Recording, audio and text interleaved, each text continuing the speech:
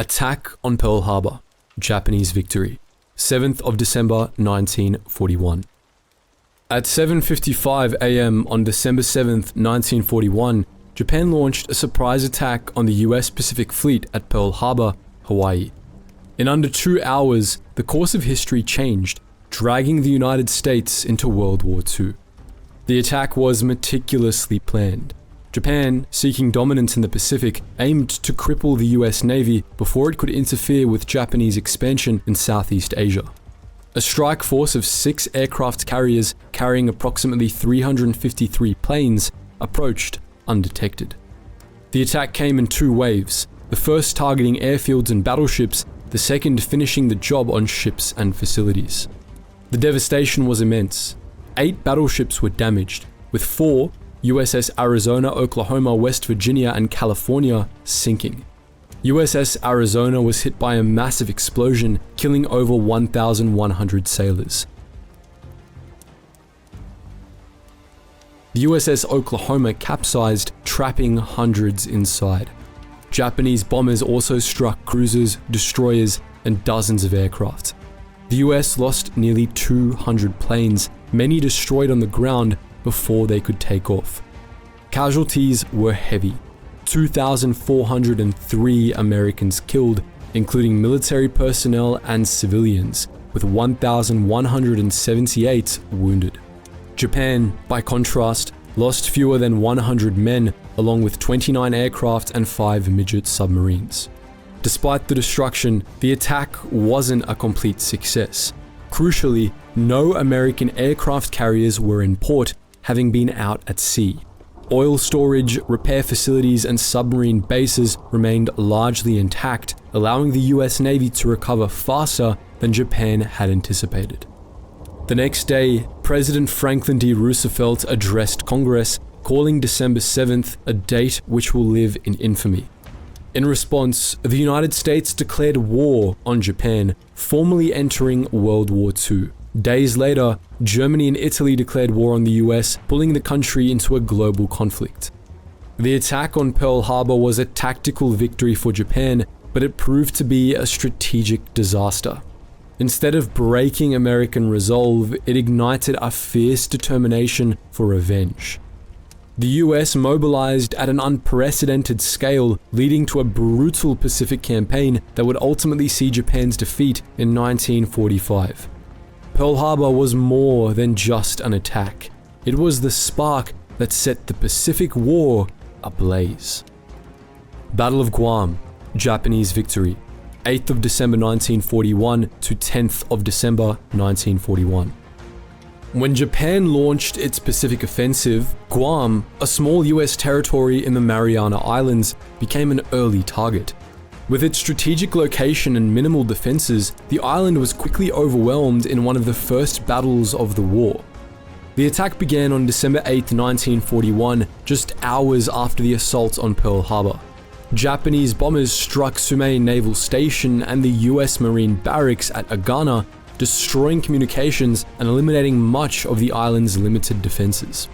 The US garrison, just 547 Marines, 271 Navy personnel, and 120 local militia of the Guam Insular Force Guard, stood a little chance against Japan's invasion force of over 5,500 troops.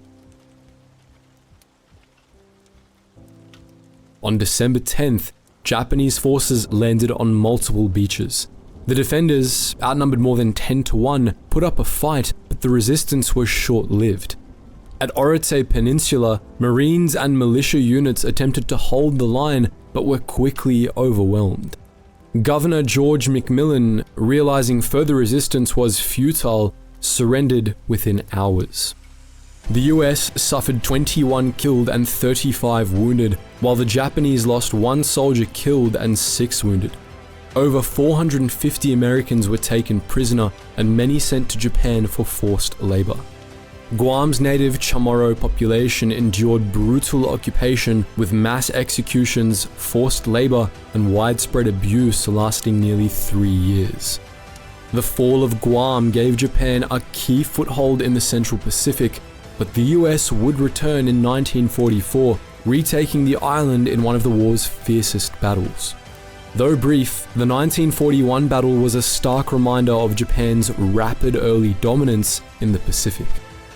Battle of Wake Island, Japanese victory, 8th of December 1941 to 23rd of December 1941.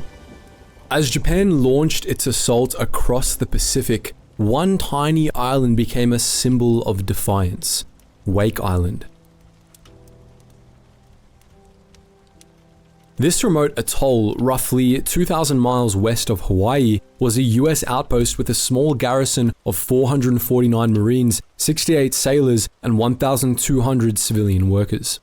When Japan attacked, the defenders fought back with a resilience that stunned the enemy. The assault began on December 8, 1941, just hours after Pearl Harbor. Japanese bombers struck the island's airfield, destroying 8 of the 12 US F-4F Wildcat fighters on the ground. With most of their air power gone, Wake's defenders knew they would have to rely on coastal guns and sheer determination. On December 11th, Japan launched its first amphibious assault, sending 500 troops and a fleet of warships to overrun the island. But the defenders, using 5-inch coastal guns and machine gun nests, repelled the invasion, sinking 2 Japanese destroyers and damaging several other ships. It was the first successful American resistance of the Pacific War. Encouraged by this unexpected victory, the US scrambled to send reinforcements, but they never arrived. With Pearl Harbor still reeling, Wake's defenders were left to fend for themselves. Japan returned with overwhelming force on December 23rd, sending over 1,500 troops backed by airstrikes and naval bombardments. This time, the defenders were overwhelmed. After brutal hand-to-hand combat, Major James Devereux, the Marine commander, surrendered. The battle was over, but the legend of Wake Island had only begun. The cost was high. Nearly 120 US troops and civilians were killed, while 1,600 were taken prisoner, many enduring years of brutal captivity. Japan suffered over 800 casualties, a staggering number for such a small battle. Wake Island's fall was a defeat, but the fierce resistance shocked Japan and inspired the US war effort. The island's stand proved that even vastly outnumbered defenders could inflict serious damage, a lesson that would define the Pacific War. Battle of Hong Kong, Japanese victory, 8th of December 1941 to 25th of December 1941. Just hours after the attack on Pearl Harbor, Japan launched its invasion of Hong Kong, a British colony and strategic port in East Asia. With overwhelming firepower, the Japanese sought a quick victory. The defenders, a mix of British, Canadian, Indian, and local forces, fought fiercely but were ultimately outmatched. The invasion began on December 8, 1941, as 52,000 Japanese troops, backed by air support, crossed the border from China. The defenders, just 14,000 Allied troops, were heavily outnumbered and lacked proper air or naval support. Japanese bombers quickly destroyed key British aircraft, leaving the garrison with no air cover. The initial battle took place along the Jin Drinkers Line, a series of defensive positions in the hills north of Kowloon. Despite some resistance, Japanese forces broke through within 2 days, forcing a full retreat to Hong Kong Island by December 13th. The defenders prepared for a last stand, but with dwindling ammunition and no reinforcements, their fate was sealed. On December 18th, Japanese troops launched an amphibious assault on the island's northern shore. The fighting was brutal. Allied troops, including the Royal Rifles of Canada and the Winnipeg Grenadiers, fought street by street, often resorting to bayonet charges. Hospitals, civilians, and even surrendering troops were targeted by Japanese forces. By December 25th, known as Black Christmas, British Governor Mark Young surrendered. The battle was over, but the suffering had only just begun. Japanese forces carried out widespread atrocities, executing prisoners of war and civilians alike. The St. Stephen's College massacre, where Japanese troops slaughtered wounded soldiers and nurses, became one of the war's most infamous war crimes. The battle resulted in over 2,100 Allied deaths, with thousands more taken prisoner. Most spent the rest of the war in brutal POW camps. Japanese casualties were estimated at over 2,500, proving that even in a doomed fight, the defenders had made them pay dearly.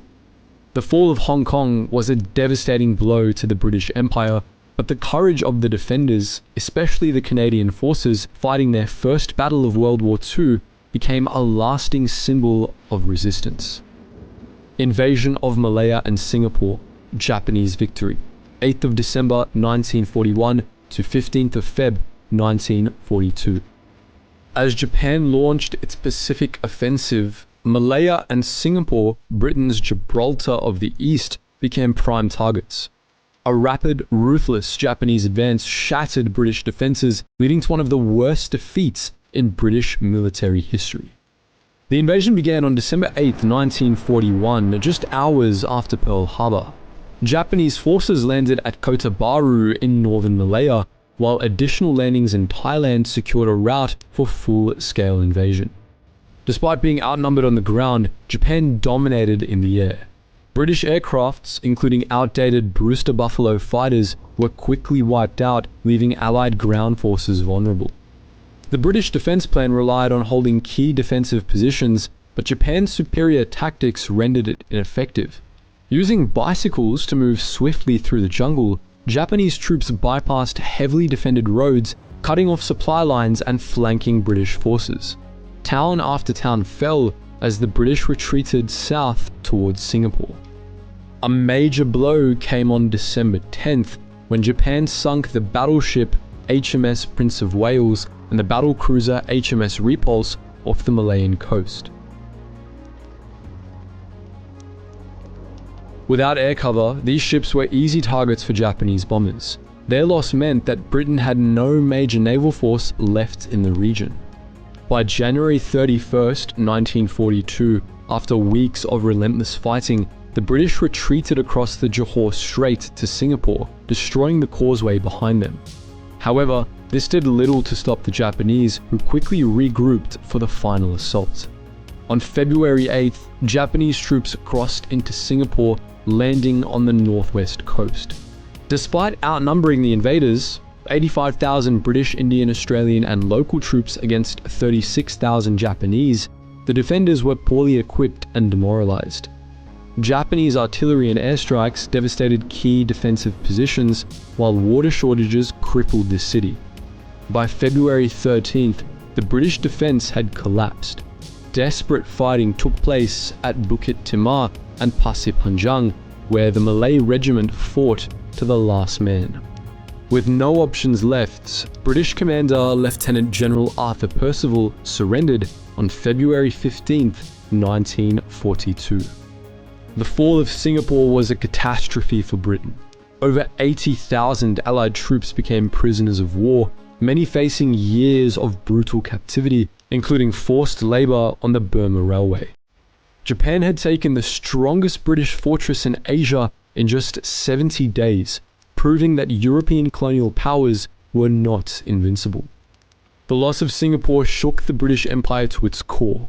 Churchill called it the worst disaster and largest capitulation in British history. Japan's victory cemented its dominance in Southeast Asia, but it also fueled resistance movements that would later play a role in the region's post-war independence movements. Invasion of the Philippines, Japanese victory, 8th of December 1941 to 8th of May 1942. Once again, just hours after the attack on Pearl Harbor, Japan launched its assault on the Philippines, a vital US stronghold in the Pacific. The invasion was swift, brutal, and methodically planned. With superior air power and overwhelming numbers, Japanese forces sought to crush American and Filipino resistance and seize control of the archipelago. On December 8, 1941, Japanese bombers struck US airfields, destroying over half of the Far East Air Force before many American planes could even take off. Without air cover, US and Filipino forces were left vulnerable.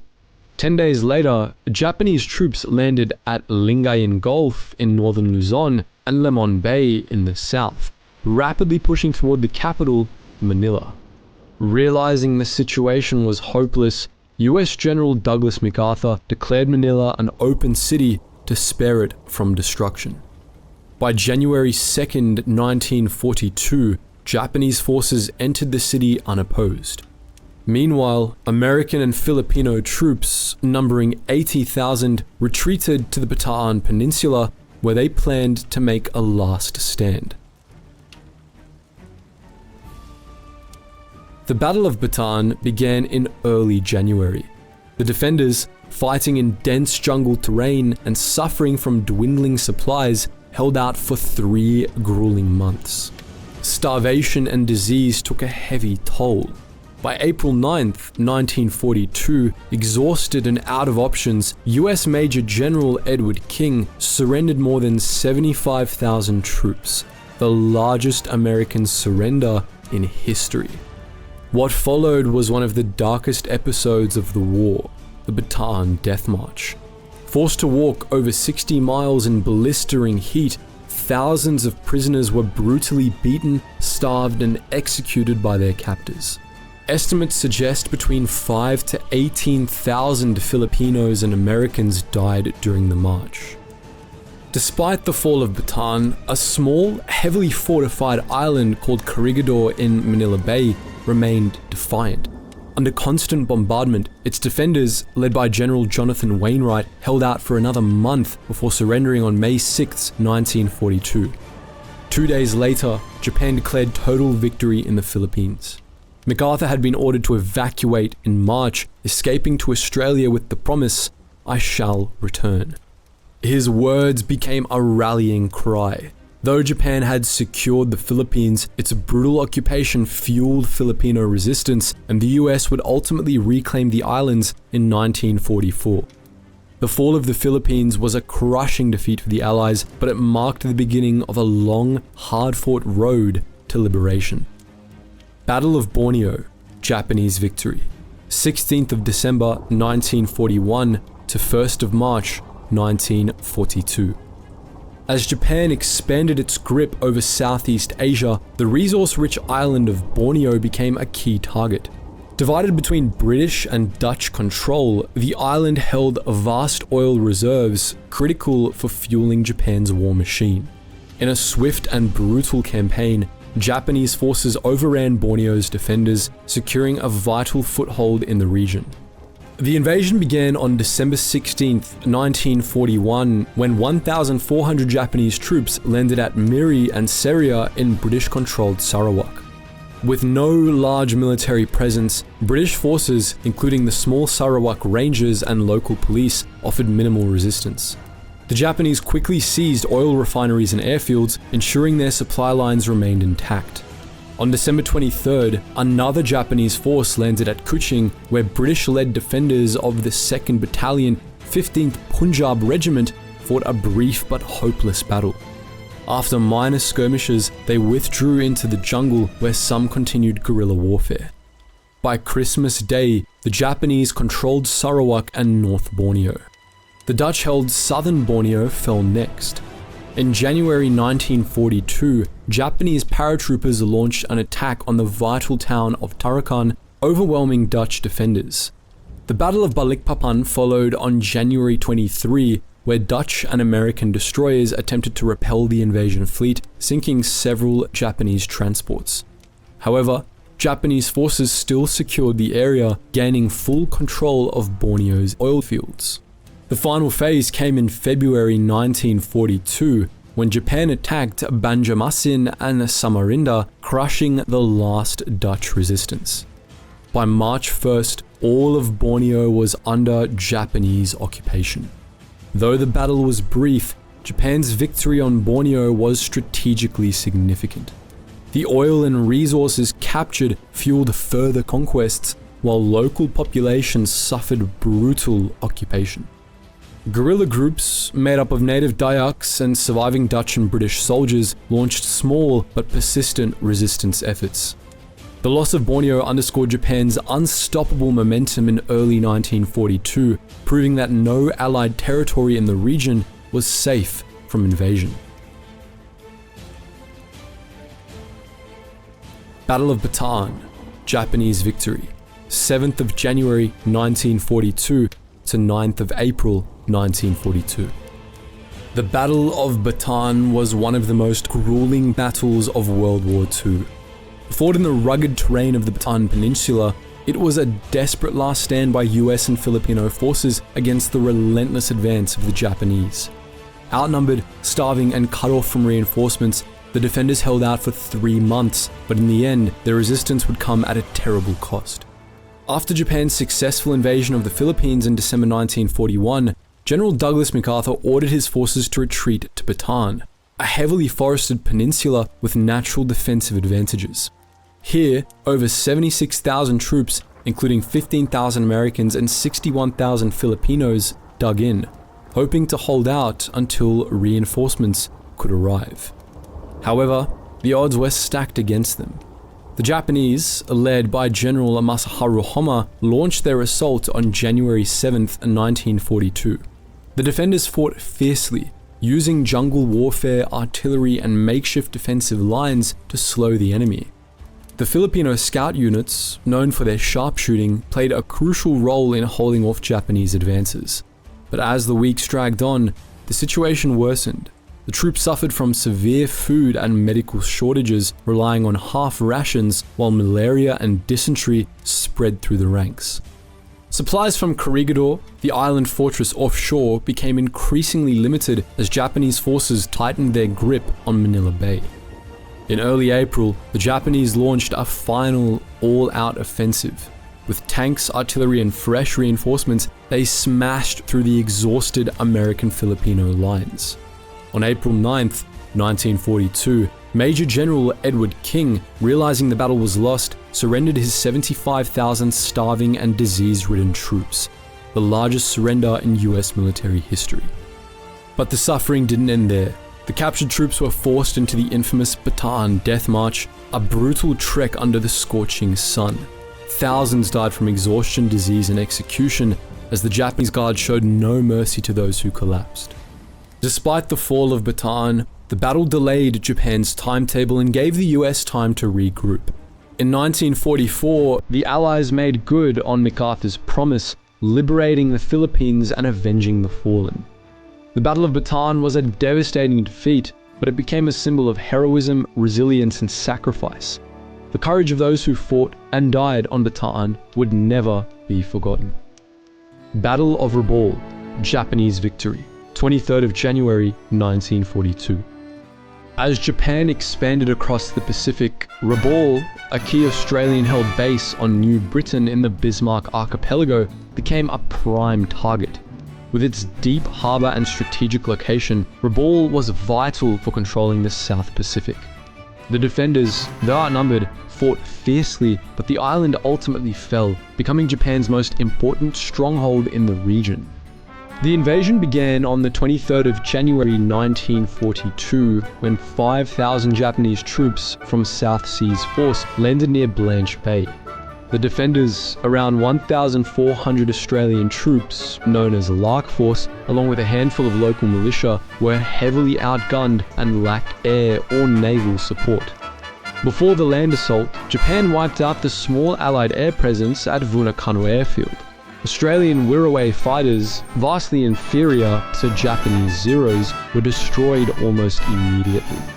With no air cover and no reinforcements, Lark Force faced an impossible task. The Japanese advanced rapidly, using tanks and overwhelming firepower to push inland. The Australians, scattered and unprepared for a full-scale invasion, attempted to mount a defense but were quickly overrun. By midday on January 23rd, Rabaul had fallen. Many troops retreated into the jungle, attempting to escape. The aftermath was brutal. Over 1,000 Australian troops were captured, many later executed or sent to prison camps in Japan. Hundreds of fleeing soldiers and civilians were killed in what became known as the Toll Plantation Massacre, where Japanese forces executed over 150 unarmed prisoners. Others who attempted to escape by sea were either lost or hunted down. Rabaul's fall was a massive strategic victory for Japan. The island was quickly transformed into a fortified military base with airstrips, naval facilities, and thousands of troops.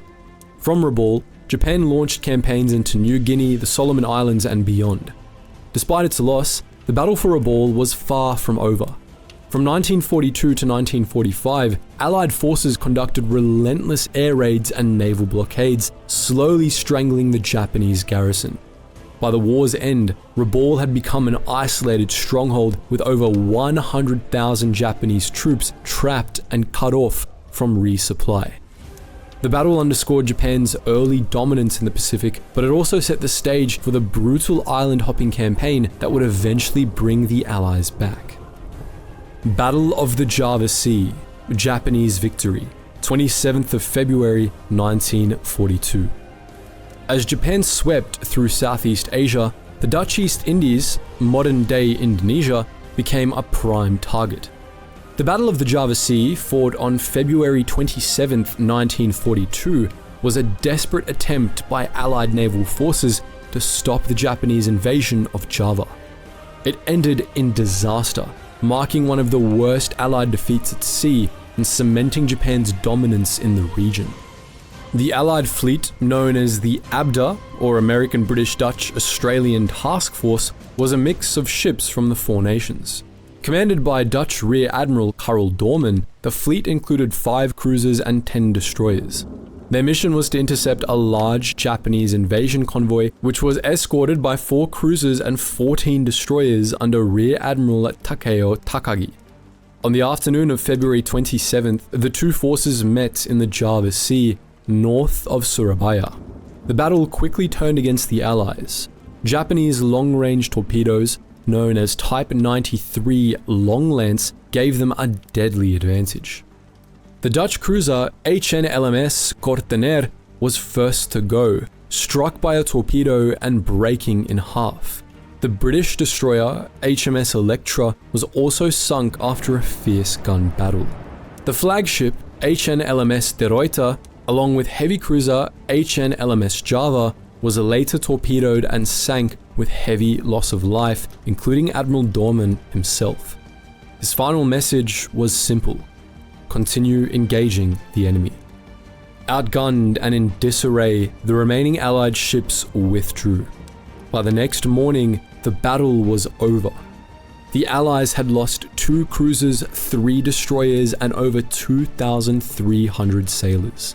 The Japanese, by contrast, suffered minimal damage and quickly resumed their invasion of Java. The defeat sealed the fate of the Dutch East Indies. Within days, Java fell to Japan, cutting off a major source of oil for the Allies. The battle also highlighted Japan's naval superiority, particularly the effectiveness of their torpedoes and coordinated fleet tactics.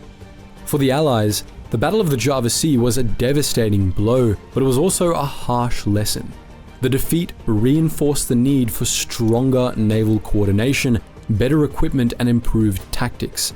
Lessons that would later be used to turn the tide in the Pacific War. Battle of the Sunda Strait, Japanese victory, 28th of February 1942 to 1st of March 1942. As the Japanese tightened their grip on the Dutch East Indies, 2 Allied warships, the USS Houston and HMAS Perth, found themselves in a desperate fight for survival in the Battle of the Sunda Strait. Outnumbered and outgunned, the 2 cruisers fought bravely against an overwhelming Japanese invasion before meeting a tragic fate. After the disastrous Battle of the Java Sea on February 27th, surviving Allied ships attempted to flee south. On the night of February 28, 1942, USS Houston, an American heavy cruiser, and HMAS Perth, an Australian light cruiser, attempted to escape through the Sunda Strait, unaware they were sailing directly into a Japanese invasion fleet of over 50 warships and transport vessels. At around 11 p.m., the 2 cruisers encountered Japanese destroyers and transports landing troops on Java. Despite being heavily outnumbered, Captain Hector Waller of HMAS Perth and Captain Albert Rooks of USS Houston chose to fight. The battle was chaotic and brutal. The Allied ships fired broadside after broadside, sinking multiple Japanese transports and damaging several destroyers. However, the odds were impossible. The Japanese fleet, including cruisers Mogami and Mikuma, launched a devastating barrage of torpedoes and shellfire. HMAS Perth was hit first, sustaining multiple torpedo strikes before sinking around 12:05 AM on March 1st. USS Houston, now fighting alone, continued the battle for another 30 minutes, inflicting damage but taking heavy punishment in return. Eventually, Japanese torpedoes found their mark, and Houston slipped beneath the waves at around 12:45 AM. The losses were staggering. Out of 1,168 crew members aboard USS Houston, only 368 survived, while HMAS Perth lost 353 men, with 324 taken as prisoners of war. Many survivors were later sent to brutal Japanese prison camps where they endured years of hardship, including forced labor on the Burma Railway. Though both ships were lost, their stand at Sunda Strait became legendary. They sank or damaged multiple enemy ships, delaying Japan's invasion forces and proving that, even in defeat, Allied crews would not go down without a fight. The Battle of Sunda Strait was a tragic but heroic last stand, marking the final major naval engagement of the Dutch East Indies campaign. The sacrifice of USS Houston and HMAS Perth became a symbol of courage and determination, inspiring future Allied victories in the Pacific War. The Doolittle Raid, Allied victory, 18th of April 1942. The Doolittle Raid was a bold, unexpected air attack on Tokyo and other Japanese cities, America's first offensive strike after Pearl Harbor. Though the damage was minimal, the raid delivered a psychological blow to Japan and electrified American morale, proving that the US was far from defeated. The mission was conceived by Lieutenant Colonel James Doolittle, a decorated pilot and aviation pioneer. The plan was audacious. Launch 16 B-25 Mitchell bombers from an aircraft carrier, something never done before, fly over Japan, drop bombs, and then continue to China where the crews could land. The challenge? B-25s weren't designed for carrier takeoffs and would have to launch from the deck of the USS Hornet in the middle of the Pacific. On April 18th, 1942, the task force was spotted by a Japanese patrol boat 650 miles from Japan, forcing an early launch. Despite rough seas and dangerously short runways, all 16 B-25s successfully took off. Their targets included Tokyo, Yokohama, Nagoya, and Kobe, hitting military factories, oil depots, and industrial areas. Though the actual damage was minor, the psychological impact was immense. Japan's mainland had been attacked, something its military leaders thought impossible. After dropping their bombs, the crews faced another challenge, reaching safe territory in China. Running low on fuel, most aircraft crash-landed or their crews parachuted into the Chinese countryside. One bomber diverted to the Soviet Union and was interned. Of the 80 airmen, 3 were killed in action, 8 were captured by the Japanese, 4 of whom were executed, and the rest were rescued by Chinese resistance fighters. Japan retaliated brutally. Believing the Chinese had aided the American flyers, Japanese forces massacred an estimated 250,000 Chinese civilians, particularly in the Zhejiang and Jiangxi provinces.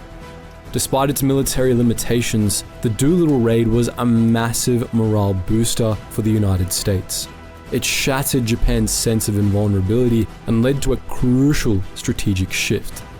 Japan accelerated its plans to expand in the Pacific, directly leading to the Battle of Midway, where the tide of the war would turn against them.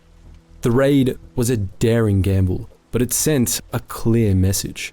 America was striking back. Battle of the Coral Sea, Allied victory, 4th of May 1942 to 8th of May 1942.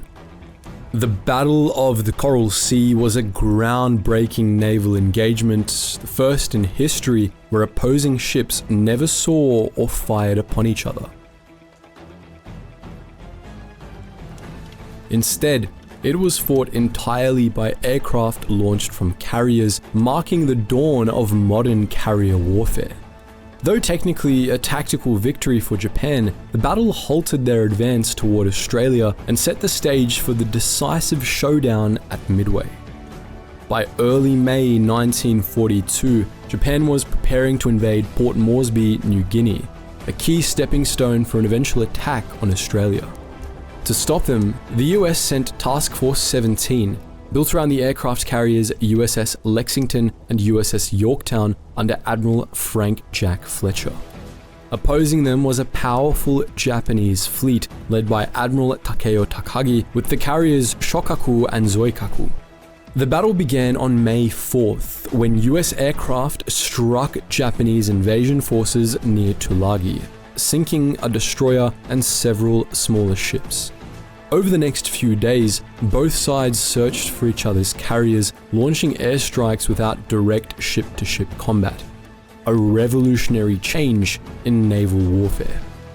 On May 7th, US aircraft sank the Japanese light carrier Shoho, prompting one of the battle's most famous radio calls, "Scratch 1, flat top." But on May 8th, the decisive engagement took place. Both sides launched massive carrier-based air raids. The USS Lexington was hit by multiple bombs and torpedoes, causing uncontrollable fires. Despite damage control efforts, she was abandoned and scuttled. USS Yorktown was also damaged but remained operational. The Japanese carrier Shokaku was heavily damaged, while Zokaku's air wing suffered devastating losses, leaving them unable to participate in the next major battle. By the time the fighting ended, both sides had suffered losses, but the strategic outcome favored the Allies. The Japanese invasion of Port Moresby was cancelled, marking the first time Japan's expansion had been stopped. More importantly, the damage to Shokaku and the loss of aircraft from Zoikaku meant that neither carrier could participate in the upcoming Battle of Midway, a crucial factor in the US victory there. The Battle of the Coral Sea proved that aircraft carriers, not battleships, were now the dominant force in naval warfare. Though costly, the engagement shifted momentum in the Pacific and set the stage for the turning point at Midway a month later. Battle of Corregidor, Japanese victory, 5th of May 1942 to 6th of May 1942. The Battle of Corregidor was the final stand of American and Filipino forces in the Philippines following the fall of Bataan. This heavily fortified island in Manila Bay was the last obstacle preventing full Japanese control of the country. Despite overwhelming odds, the defenders fought fiercely before finally surrendering in one of the war's most brutal battles. Corregidor, often called the Rock, was a natural fortress, armed with coastal guns, tunnels, and underground bunkers. It served as the headquarters for General Douglas MacArthur, though he was ordered to evacuate to Australia in March 1942, leaving General Jonathan Wainwright in command. After the fall of Bataan on the 9th of April 1942, Corregidor became Japan's next target. For weeks, Japanese artillery and bombers pounded the island, firing over 16,000 shells daily. Despite the relentless barrage, the 11,000 defenders, mostly US and Filipino troops, held out, living in tunnels and bunkers to escape the bombardment. On the night of the 5th of May 1942, over 2,000 Japanese troops launched an amphibious assault on the island's northern beaches. The defenders met them with heavy machine gun fire, artillery, and grenades, nearly pushing them back into the sea. But Japanese reinforcements arrived, and by dawn, the enemy had gained a foothold. On May 6th, as Japanese tanks rolled in and resistance collapsed, Wainwright made the difficult decision to surrender Corregidor and all US forces in the Philippines. Over 11,000 men were taken prisoner, many facing years of brutal captivity. The battle ended Japan's conquest for the Philippines, giving them complete control of the archipelago. However, the defenders' last stand at Corregidor delayed Japan's timetable and inspired resistance movements across the Pacific. Although the Battle of Corregidor was a crushing defeat, its defenders became symbols of resilience and sacrifice. Their courage, even in the face of inevitable defeat, remains one of the most enduring stories of World War II. Battle of Midway, Allied victory, 4th of June 1942 to 7th of June 1942. The Battle of Midway was the turning point of the Pacific War. In just 4 days, the US crippled Japan's carrier fleet, shifting the momentum of the war. What began as a Japanese plan to eliminate American naval power ended in disaster as the US sank 4 Japanese aircraft carriers and permanently weakened Japan's offensive capabilities.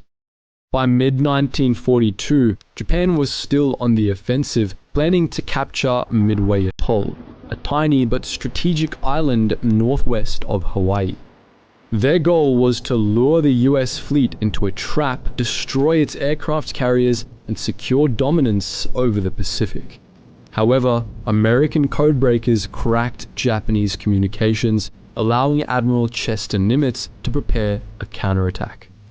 On June 4th, 1942, Japan launched the first wave, 108 aircraft targeting Midway's airfields and defenses. American Marines and air crews fought back fiercely, but Japan's superior numbers took a toll. Yet, instead of a decisive victory, the battle was just beginning. Meanwhile, US carriers Enterprise, Yorktown, and Hornet launched a desperate counterstrike. Early attacks by torpedo bombers failed disastrously. Almost all were shot down with heavy losses. But these attacks distracted Japanese fighters, leaving their carriers vulnerable. Then came the turning point. At 10:20 a.m., American dive bombers from Enterprise and Yorktown arrived just as Japanese carriers were refueling and rearming their planes.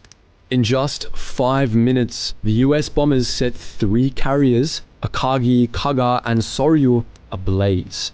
Later that day, the 4th carrier, Hiryu, launched a final desperate strike, damaging USS Yorktown, but was itself destroyed by another American bombing raid. By June 7th, the battle was over. Japan had lost 4 fleet carriers, 250 aircraft, and over 3,000 men, a catastrophic blow to their navy. The US lost 1 carrier, USS Yorktown, and around 300 men, but had decisively won. The Battle of Midway permanently shifted the balance of power in the Pacific. Japan never fully recovered from the loss of its veteran pilots and carriers, while the US went on the offensive, beginning the long campaign to reclaim the Pacific.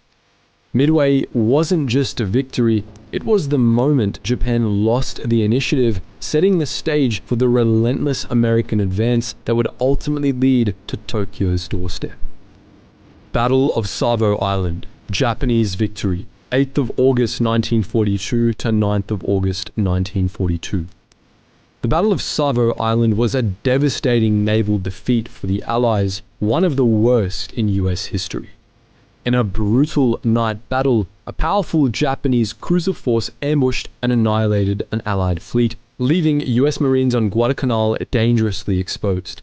The battle underscored Japan's superiority in night warfare and marked the beginning of a deadly struggle for control of the Solomon Islands. After the US invasion of Guadalcanal on August 7, 1942, a joint American, Australian, and British naval force remained to guard the landing beaches. Led by Admiral Richmond K. Turner, the fleet protected US Marines, securing Henderson Field. However, the Allies underestimated Japan's willingness to strike back quickly. On the night of August 8th, turning the 9th, a Japanese task force under Vice Admiral Gunichi Mikawa, consisting of 5 heavy cruisers, 2 light cruisers, and a destroyer, slipped past Allied patrols. Using their superior night tactics, the Japanese caught the Allied fleet completely off guard. At 1:43 a.m., the Japanese opened fire, launching deadly Type 93 long-lance torpedoes and unleashing a barrage of shells. The results were catastrophic. USS Astoria, USS Quincy, and USS Vincennes, 3 American heavy cruisers, were sunk within an hour. The Australian cruiser HMAS Canberra was hit repeatedly and later scuttled by her own crew.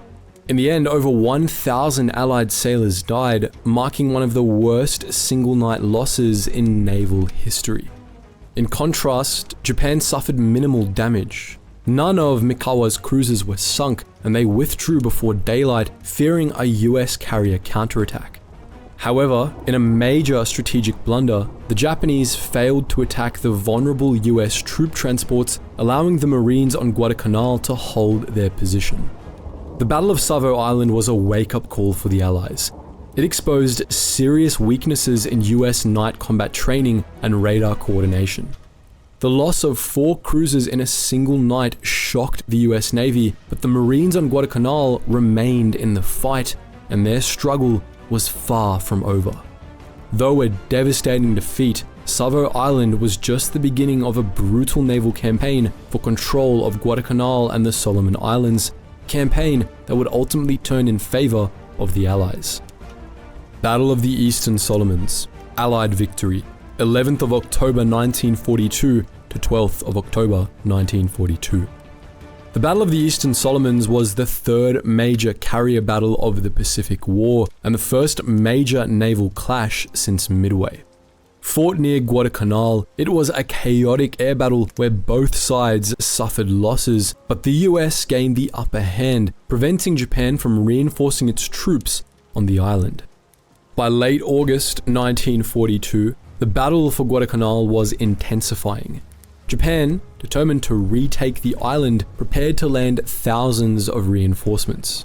To stop them, the US Navy's carrier force, led by Admiral Frank Jack Fletcher, moved into position with USS Enterprise, USS Saratoga, and a fleet of escorts. Japan, under Vice Admiral Tsuchihara, countered with Shokaku, Zoikaku, and light carrier Ryojo. On August 24th, both fleets launched massive airstrikes with dozens of carrier-based aircraft battling for supremacy. The Japanese targeted USS Enterprise, landing 3 bomb hits that caused serious damage and fires. However, Enterprise remained afloat, her damage control teams preventing catastrophe. Meanwhile, US dive bombers and torpedo planes found the light carrier Ryoju, scoring multiple hits and sinking her. The Japanese invasion convoy, now vulnerable, was forced to retreat. By August 25th, both sides had lost dozens of aircraft, but the battle was effectively over. The US lost 25 aircraft and sustained heavy damage to Enterprise, while Japan lost over 70 planes and Ryojo, along with many experienced pilots, losses they could not easily replace. Strategically, the Battle of the Eastern Solomons was an American victory. It stopped Japan's reinforcements from reaching Guadalcanal, ensuring that US Marines could hold the island. Though both fleets withdrew, the battle weakened Japan's air carrier power, a weakness that would haunt them in later battles. Eastern Solomons proved that Japan could no longer achieve easy victories at sea. The US controlled the waters around Guadalcanal, forcing Japan into a costly war of attrition that would ultimately lead to their defeat in the Pacific. Battle of Cape Esperance, Allied victory, 11th of October 1942 to 12th of October 1942. The Battle of Cape Esperance was a fierce nighttime naval clash off the coast of Guadalcanal, marking a turning point for US surface forces. After suffering humiliating defeats at Savo Island, the US Navy finally outmaneuvered and outfought the Japanese, showing that they could go toe-to-toe in night battles. By October 1942, Japan was desperately trying to reinforce its troops on Guadalcanal. Each night, Japanese destroyers, part of the so-called Tokyo Express, rushed in supplies and reinforcements under cover of darkness. To stop them, the US sent a task force under Rear Admiral Norman Scott, consisting of 4 cruisers and 5 destroyers. On the night of October 11th, Scott's force intercepted a Japanese fleet led by Rear Admiral Aritomo Goto, which included 3 heavy cruisers and 2 destroyers. The Japanese, expecting an unopposed resupply mission, were caught off guard. At 11:30 p.m., Scott ordered his ships to open fire first, catching the Japanese in a deadly crossfire. The American guns tore through the cruiser Furutaka and destroyer Fubuki, sinking both. Admiral Goto's flagship, Aoba, was heavily damaged and he himself was fatally wounded. The Japanese fleet, blinded by surprise and confusion, struggled to return fire effectively. However, the battle was not without mistakes. The US destroyer Duncan accidentally charged ahead alone and was sunk by both Japanese and friendly fire. Meanwhile, the Japanese managed to torpedo and cripple the cruiser USS Boise, though she remained afloat. By dawn, the Japanese had lost a cruiser and a destroyer, while the US lost only one destroyer. More importantly, the Japanese reinforcement convoy was forced to turn back, preventing much-needed troops and supplies from reaching Guadalcanal.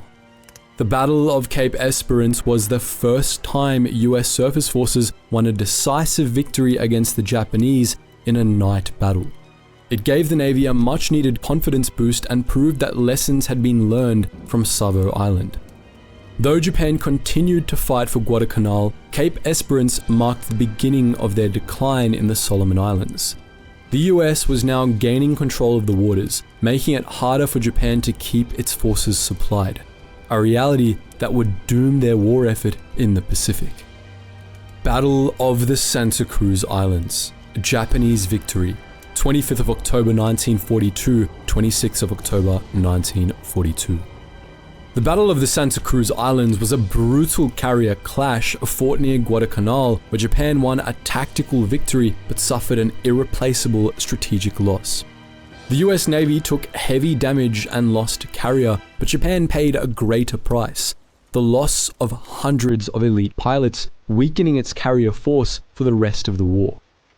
By late October 1942, the battle for Guadalcanal was at its peak.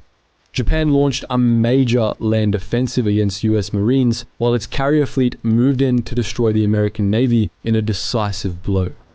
The US, determined to hold the line, deployed Task Force 61, built around the carriers USS Enterprise and USS Hornet.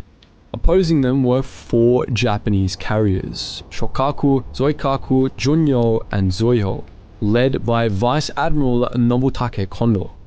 On October 25th, both fleets launched waves of carrier-based aircraft at each other, leading to an all-day aerial duel over the Pacific. Japanese dive bombers and torpedo planes pounded USS Hornet, hitting her with 3 bombs and 2 torpedoes, leaving her dead in the water. Despite desperate efforts to save her, she was abandoned and later sunk by Japanese destroyers. USS Enterprise also took severe bomb damage, suffering multiple hits that crippled her decks. Yet, her crew managed to keep her operational, ensuring that the US still had a functioning carrier. Meanwhile, American aircraft struck back hard, damaging the carrier Shokaku and forcing Zoiho out of action. By October 26, the battered US fleet withdrew, making it a tactical victory for Japan. But the cost was devastating for them. They'd won the battle, but at the cost of over 100 of their best pilots and aircrew, men they couldn't just easily replace. The US, by contrast, could rebuild its forces, and its carrier crew gained valuable combat experience. Strategically, the Battle of the Santa Cruz Islands was a turning point. It weakened Japan's ability to wage future carrier battles, setting the stage for Allied dominance in the Pacific. Even in victory, Japan had suffered a loss it would never recover from. Naval Battle of Guadalcanal, Allied victory, 12th of November 1942 to 15th of November 1942. The Naval Battle of Guadalcanal was one of the most ferocious engagements of the Pacific War. A brutal 3-day struggle that ultimately secured American control of Guadalcanal and marked the beginning of Japan's long retreat in the Pacific.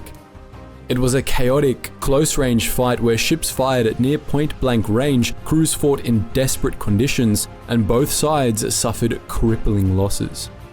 By November 1942, Japan was desperate to retake Guadalcanal. A massive Japanese force, including battleships Hiei and Kirishima, were sent to destroy Henderson Field, the American airstrip that had become key to holding the island. If the airfield could be eliminated, Japan could land fresh troops and finally overwhelm the battle-weary Marines. However, the US Navy, despite heavy losses in earlier battles, was determined to stop them. The first clash came on the night of November 12th to 13th when a small and outgunned American task force under Rear Admiral Daniel Callahan intercepted the approaching Japanese fleet. In a confused, close-quarters melee, American and Japanese ships exchanged fire at nearly point-blank range, creating absolute chaos. The battle was a bloodbath. The US lost 2 light cruisers and 4 destroyers, including USS Atlanta and USS Juno, the latter exploding with nearly 700 men aboard, including the 5 Sullivan brothers. However, the Japanese battleship here was heavily damaged and left vulnerable to air attacks the next morning, forcing Japan to scuttle her, the first Japanese battleship lost in the war. Despite horrific losses, the US had prevented Japan from bombarding Henderson Field, ensuring that American aircraft could continue defending Guadalcanal. Determined to break through, Japan launched a second attack on the night of November 14th and 15th, sending the battleship Kirishima along with a powerful escort. This time, the US was better prepared. Admiral Willis Ching Lee, a battleship specialist, led the American force with the USS Washington and USS South Dakota. As the battle unfolded, South Dakota was hit by multiple Japanese shells, knocking out her radar and communications. But Washington, using its advanced radar and superior gunnery, unleashed a devastating barrage, pounding Kirishima with over 20 heavy shells.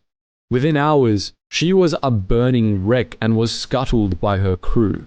With their battleships lost and their remaining destroyers in retreat, the Japanese were forced to abandon their reinforcement convoy, which was later slaughtered by American aircraft the following day.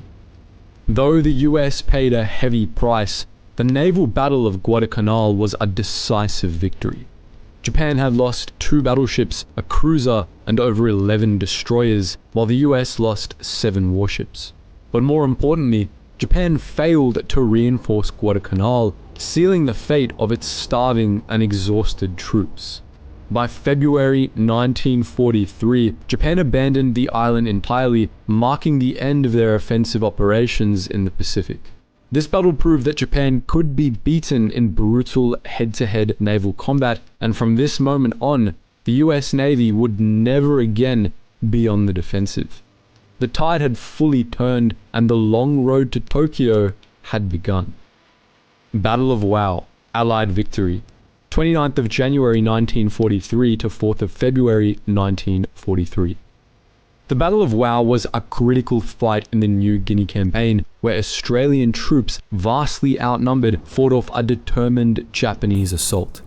Taking place in the mountainous jungles of Papua New Guinea, the battle saw fierce close-quarters combat as the Australians held their ground against relentless enemy attacks. Their victory halted Japan's advance in the region and helped secure Allied control over New Guinea. By early 1943, Japan was desperate to regain momentum after losing Guadalcanal. Their next objective was Wau, a key Allied stronghold with a crucial airstrip that allowed reinforcements and supplies to be flown in. Seizing Wau would give Japan a foothold to push deeper into Allied territory. Meanwhile, the Australians, battle-hardened from fighting in Kokoda and Milne Bay, were determined to stop them. The battle began on January 29th when thousands of Japanese troops from the 102nd Regiment launched an attack on Australian positions near Wau. The Japanese moved through the dense jungle using narrow mountain trails to advance. However, the terrain worked against them. Steep ridges, thick vegetation, and muddy paths slowed their progress, buying the defenders precious time. The Australians, mainly from 17th Brigade, fought a series of desperate delaying actions, ambushing Japanese forces along the jungle paths. The battle quickly turned into a brutal close-quarters fight with bayonet charges and hand-to-hand combat in the dense undergrowth. Despite being outnumbered, the Australians fought with relentless determination, holding their defensive lines near the Bulalo River and the Wau airstrip. Reinforcements were urgently needed, and the Australians rushed in fresh troops via air transport. Dakota transport planes, under heavy enemy fire, landed directly on the Wau airstrip, unloading soldiers and supplies just as the battle raged nearby. These reinforcements proved decisive. By February 4th, the Japanese, exhausted and suffering heavy casualties, were forced to retreat, abandoning their hopes of taking Wau. The battle was a major Australian victory. Japan lost over 1,200 men, while the Australians suffered relatively light casualties. More importantly, the victory secured the vital airstrip, allowing the Allies to launch further offensives against Japanese positions in New Guinea. The Battle of Wau was another example of Japan's failure to adapt to the brutal conditions of jungle warfare, while the Australians, hardened by months of fighting in the Pacific, proved their dominance in the terrain. With Wau secured, the Allies tightened their grip on New Guinea, paving the way for their eventual drive toward Rabaul and beyond. Battle of the Bismarck Sea, Allied victory, 2nd of March 1943 to 4th of March 1943. The Battle of the Bismarck Sea was one of the most devastating air-sea battles of the Pacific War. In just 2 days, US and Australian aircraft annihilated a Japanese convoy, sinking nearly every ship and killing thousands of enemy troops. The battle crippled Japan's ability to reinforce New Guinea and proved that air power alone could wipe out an entire naval force. By early 1943, Japan was desperate to reinforce its garrison at Leyte, New Guinea, where its troops were struggling against the advancing Australian and American forces. A large convoy, 8 troop transports escorted by 8 destroyers, set sail from Rabaul, carrying nearly 7,000 soldiers. The plan was simple: land these reinforcements at Leyte and stabilize Japan's crumbling defenses. However, Allied codebreakers intercepted their plans and an ambush was set in motion. On March 2nd, as the Japanese convoy approached the Huon Gulf, waves of US and Australian aircraft from the 5th Air Force and Royal Australian Air Force launched a coordinated aerial assault. Unlike previous naval battles where warships played the key role, this battle was fought entirely from the air. The Allies used a deadly combination of bombers, fighters, and attack aircraft, pioneering new skip bombing tactics, flying low over the water and releasing bombs at point-blank range for direct hits. The results were catastrophic for the Japanese. Within hours, the convoy was in flames. Ships exploded as bombs ripped through troop transports, sending thousands of soldiers into the sea. Destroyers tried to fight back, but Allied fighter planes strafed their decks, killing gunners before they could return fire. By the second day of the attacks, the convoy was completely destroyed. Of the 16 Japanese ships, all 8 troop transports and 4 destroyers were sunk. More than 3,000 Japanese soldiers drowned or were killed by aircraft strafing survivors in the water. Only about 1,200 men made it to shore, many of them wounded and without supplies. In contrast, the Allies lost just 13 airmen and a handful of aircraft. The Battle of the Bismarck Sea was a disaster for Japan. Not only had they lost thousands of trained soldiers, but they could no longer send major reinforcements to New Guinea, dooming their campaign in the region. The battle also confirmed that air power, not just naval power, would dominate the Pacific War. From this point forward, Japan abandoned large troop convoys, relying instead on submarines and small, fast ships to move soldiers. Too little, too late. The Allies had achieved total air supremacy, and the war in the Pacific had now shifted fully in their favor. A New Georgia Campaign, Allied victory, 20th of June 1943 to 25th of August 1943. The New Georgia Campaign was a brutal, grinding battle fought in the dense jungles of the Solomon Islands as the Allies continued their relentless push toward Rabaul. It was a campaign marked by harsh terrain, stubborn Japanese resistance, and grueling jungle warfare, but in the end, the Allies secured another key stepping stone in the island hopping strategy. Following the victory at Guadalcanal, the Allies set their sights on New Georgia, a heavily defended island in the central Solomons. The main target was Munda Airfield, a key Japanese airbase that posed a direct threat to Allied forces advancing through the Pacific. If captured, it would provide a crucial launching point for further operations.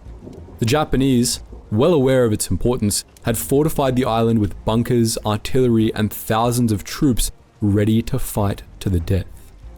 On June 20th, 1943, the US launched its first landings on small outlying islands, quickly overwhelming Japanese outposts. But as the Marines and Army troops moved inland toward Munda, the campaign turned into a slow, bloody battle of attrition. Japanese troops, deeply entrenched in the thick jungle, used hidden bunkers, snipers, and ambush tactics to stall the American advance. The dense terrain made movement incredibly difficult, and the humid conditions led to widespread disease, exhaustion, and supply shortages.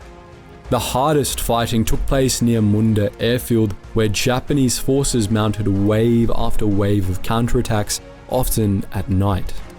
US artillery and air support helped break enemy positions, but progress was painfully slow.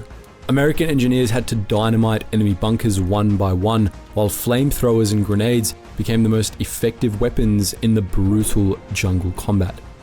After nearly 6 weeks of relentless fighting, the Allies finally captured Munda on August 5th, breaking Japanese resistance. However, scattered enemy forces continued to fight on the island for another 3 weeks before the campaign officially ended on August 25th, 1943. The Japanese lost over 3,000 men, while the Allies suffered heavy casualties with over 1,200 killed and thousands more wounded or sick from jungle diseases. The New Georgia campaign was a harsh lesson in the difficulties of jungle warfare. It exposed the challenges of coordinating Army, Marine, and Navy forces in dense island terrain and forced the Allies to improve their tactics for future battles. Despite the hardships, the victory paved the way for the invasion of Bougainville and further isolated the Japanese stronghold at Rabaul, tightening the noose around Japan's South Pacific defenses. Though overshadowed by larger battles, New Georgia was another crucial step in the island hopping campaign, proving once again that the Allies were slowly but surely grinding down Japan's empire, one island at a time. Battle of Tarawa, Allied victory, 20th of June 1943 to 25th of August 1943. The Battle of Tarawa was the first true test of American amphibious warfare in the Central Pacific. In just 76 hours, over 6,000 men were killed, and the world saw the brutal reality of Japan's fight-to-the-death defense strategy.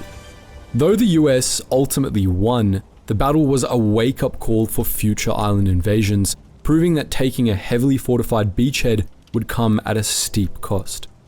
By late 1943, the US had begun its Central Pacific island hopping campaign, targeting the Gilbert Islands as a stepping stone toward Japan.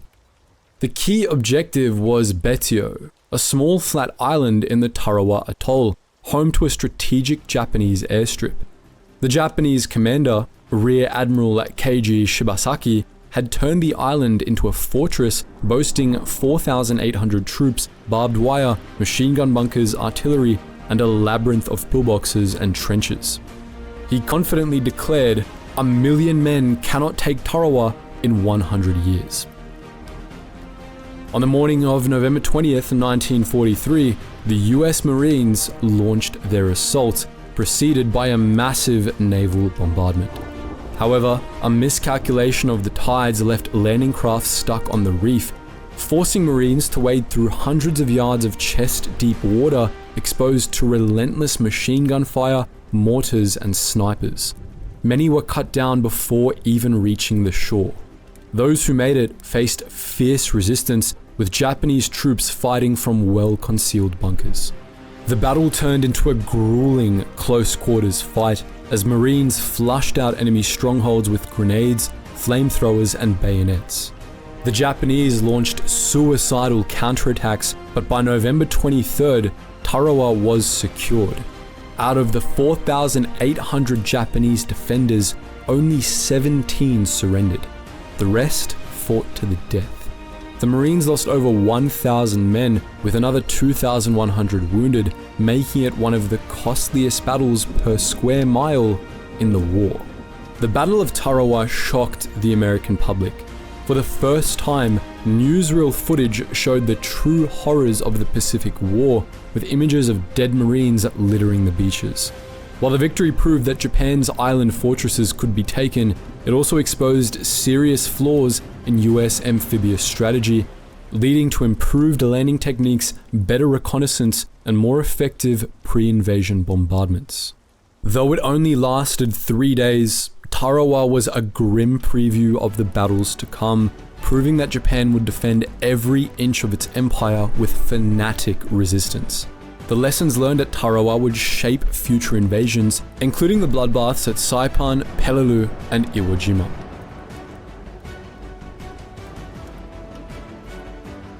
Battle of Makin, Allied victory, 20th of November 1943 to 24th of November 1943.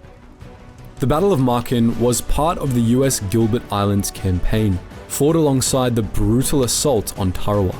While less costly than its counterpart, the battle revealed the difficulties of amphibious operations and showed that even lightly defended islands could still be deadly battlegrounds. Makin Atoll, located 100 miles north of Tarawa, was a key Japanese outpost in the Central Pacific. The island had been raided by US Marine raiders in August 1942, but this time, the objective was to seize and hold it permanently. Intelligence suggested that the island was lightly defended with only 300 to 400 Japanese troops, but as the Marines had already learned at Tarawa, even a small force could inflict serious damage if properly dug in. On November 20th, 1943, the US Army's 27th Infantry Division, a rare instance of the Army leading an amphibious invasion instead of the Marines, landed on Butaritari, the main island of Makin Atoll. The assault was supported by naval gunfire and airstrikes, but many troops faced delays and confusion while landing as Japanese resistance was stronger than expected. Machine gun nests, snipers, and hidden bunkers slowed the American advance, turning parts of the island into a slow, dangerous fight through thick vegetation. Despite the resistance, by November 23rd, most of the island was under US control. Some Japanese troops attempted suicide charges, while others hid in caves and tunnels, forcing the Americans to clear them out one by one with grenades and flamethrowers. By the next day, Makin was declared secure, though scattered enemy holdouts continued fighting for several days. In the end, most of the 798 Japanese defenders were killed and only a handful surrendered. The US lost 66 men with another 185 wounded. Light casualties compared to the carnage at Tarawa, but still a sobering reminder that even easy landings could turn into deadly engagements. However, one of the worst American losses came not from the battle itself, but in the aftermath. As the fleet withdrew, the escort carrier USS Aliscum Bay was torpedoed by a Japanese submarine, sinking in minutes, the loss of over 650 sailors, more than 10 times the number of men killed in the actual battle. Though Makin provided a valuable airstrip for future operations, the battle exposed serious flaws in coordination, leadership, and amphibious tactics, particularly within the 27th Infantry Division. Unlike Tarawa, where Marines had honed their brutal island-clearing tactics, Makin showed that the US Army was less experienced in jungle and amphibious warfare, leading to valuable lessons for future operations in the Pacific. While often overshadowed by Tarawa, the Battle of Makin was an essential stepping stone in the island-hopping campaign, bringing the US one step closer to the Marshall Islands, and eventually, Japan itself.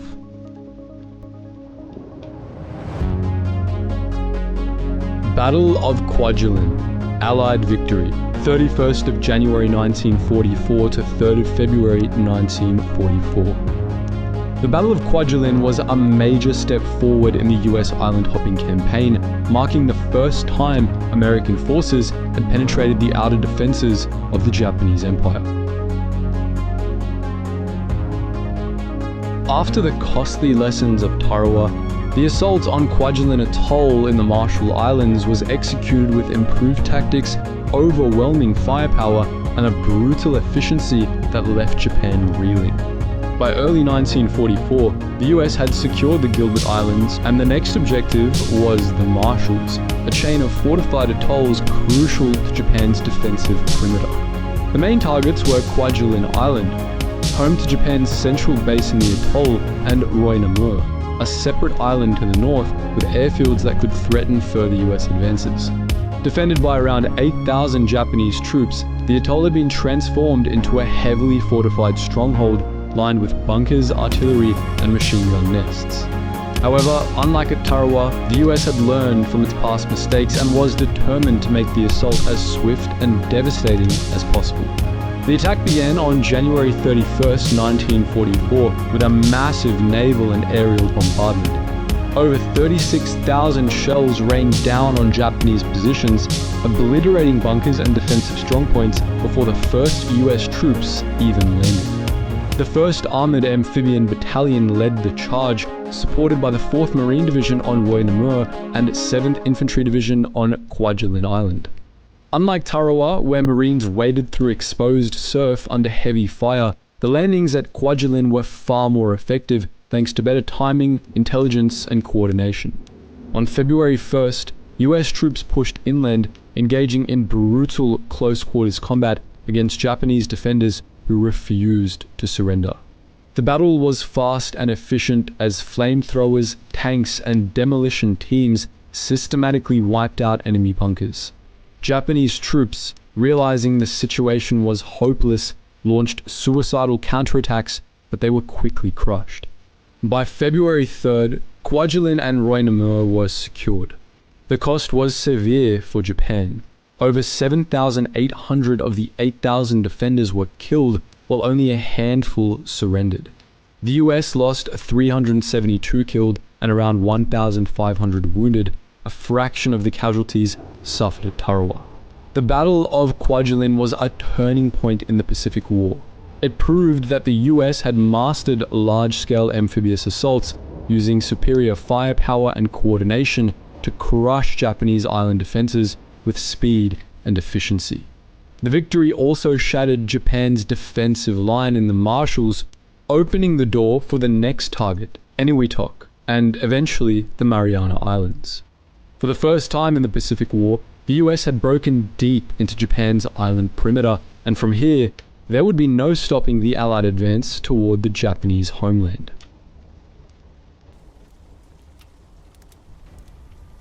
Battle of Eniwetok, Allied victory, 17th of February 1944 to 23rd of February 1944. The Battle of Eniwetok was another crucial step in the US advance across the Pacific, securing a vital air and naval base in the Marshall Islands. Coming just weeks after the success at Kwajalein, the assault on Eniwetok proved that the US had perfected its amphibious warfare strategy, allowing them to take heavily defended islands faster and with fewer casualties. Eniwetok Atoll, located 330 miles northwest of Kwajalein, was a key Japanese stronghold consisting of 3 main islands, Engebe, Eniwetok, and Parry. Although originally thought to be lightly defended, intelligence underestimated the Japanese troop strength, which included nearly 3,500 well-entrenched soldiers. Nevertheless, the US decided to strike quickly, before Japan could reinforce the island or improve its defenses. The battle began on February 17, 1944, with a massive naval and aerial bombardment that flattened enemy positions and disrupted communications. The first landings took place on Engebe, the northernmost island, where the 22nd Marine Regiment stormed ashore under heavy fire. Japanese machine gun nests, bunkers, and snipers slowed the advance, but superior American firepower and close air support allowed the Marines to systematically clear out enemy positions. Within 6 hours, Engebe was secured, and over 1,200 Japanese defenders lay dead, with only 19 taken prisoner. With Engabi secured, the focus shifted to Eniwetok Island, the largest in the atoll. On February 18th, the 106th Infantry Regiment launched an assault but faced heavier than expected resistance. Japanese forces, dug into coral caves and bunkers, fought fanatically, forcing the Americans into brutal close-quarters combat. Grenades, flamethrowers, and demolition charges became the key weapons in clearing out resistance. By February 21st, the island was fully secured. The final battle came on Parry Island, the most heavily fortified position in the atoll. On February 22nd, after another intense bombardment from battleships and aircraft, the 22nd Marines landed under fierce enemy fire. Japanese troops launched banzai counterattacks but were cut down by overwhelming American firepower. By February 23rd, Parry Island was in US hands, effectively ending the battle. The Battle of Eniwetok was another major US victory, but it came at a cost. US casualties totaled 339 killed and over 700 wounded, while Japan lost nearly all 3,500 defenders, with only a dozen taken alive. Strategically, the victory at Eniwetok was a game changer. The atoll provided the US with a critical airfield, allowing bombers to launch strikes deeper into Japanese-held territory, including Truk Lagoon and the Mariana Islands. More importantly, it set the stage for the invasion of Saipan, Tinian, and Guam, bringing the US one step closer to the Japanese mainland itself. With the Marshall Islands now in American hands, the path to the Marianas and the heart of the Japanese Empire was wide open. The US had perfected its island hopping strategy, and the road to victory in the Pacific was becoming clearer with each battle.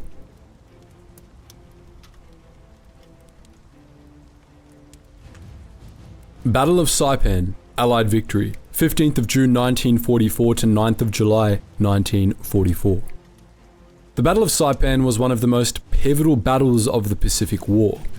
Its capture placed US bombers within striking distance of Japan, shattered the enemy's defensive perimeter, and triggered a political crisis in Tokyo. But victory came at a terrible cost, as American forces faced ferocious Japanese resistance in some of the bloodiest fighting of the war. By mid-1944, the US had pushed through the Marshall Islands and was now targeting the Marianas, a critical stepping stone toward Japan. Saipan, the largest of the Mariana Islands, was a key Japanese stronghold defended by nearly 30,000 troops, well equipped with artillery, bunkers, and hidden fortifications. The island's capture would allow the US to construct air bases for B-29 Superfortress bombers, bringing mainland Japan into direct bombing range for the first time. The invasion began on June 15, 1944, with a massive naval bombardment from 15 battleships and hundreds of carrier-based aircraft, softening up Japanese positions.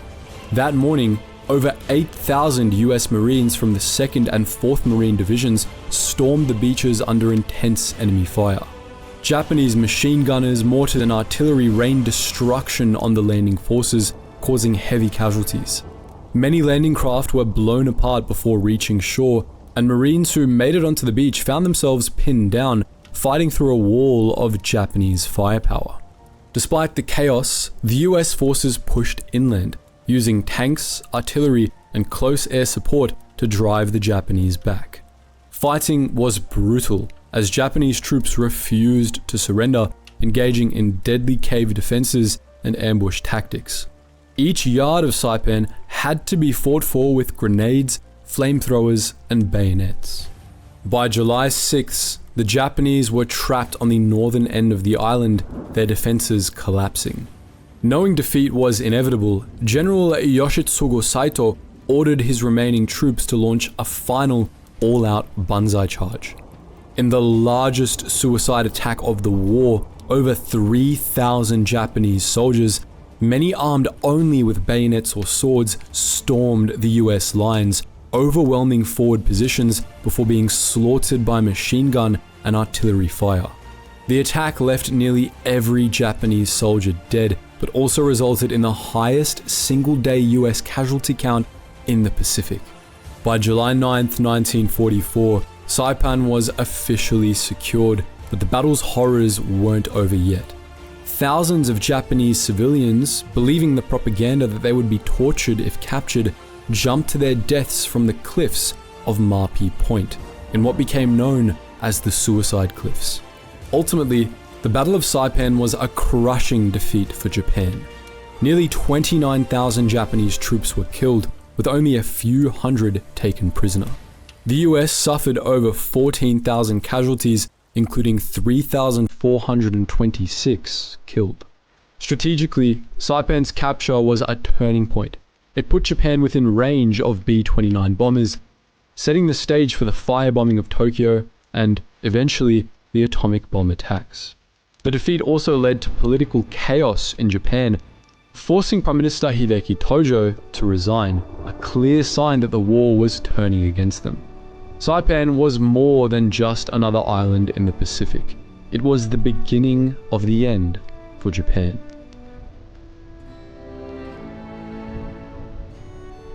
Battle of the Philippine Sea, Allied victory, 19th of June 1944 to 20th of June 1944.